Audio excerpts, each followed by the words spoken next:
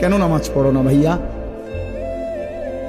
এই বাপ, মুসলমানের বাচ্চা, কেন নামাজ পড়ো না? ছেলেরা আমার, কেন নামাজ পড়ো না?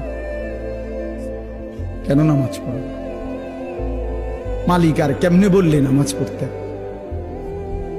রাসূলুল্লাহ সাল্লাল্লাহু আলাইহি ওয়াসাল্লাম হাসরের ময়দানে জিজ্ঞাসা করবে, উম্মত, পিঠটা তায়েফের পাথরের আঘাতে চাল্লির মতো ছিদ্র বানায় ফেলছিলাম, ক্ষুধার কষ্টে পেটে পাথর বাঁধছিলাম, 3 মাস আমার ঘরের চুলায় আগুন জ্বলে নাই, আমি উম্মত দান দান শহীদ করে রক্তে ভাসে গেছি, 23টা বছর আমি কোনোদিন ঠিক মতো ঘুমাই নাই, এত কাঁদলাম, এত রক্ত ঝরাইলাম, বিনিময়ে তোর কলজাটা নরম করতে পারলাম না,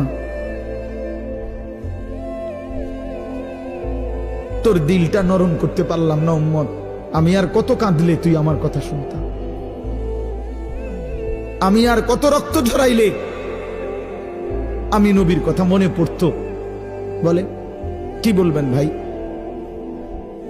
বলেন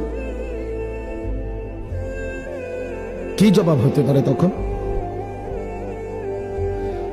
আল্লাহ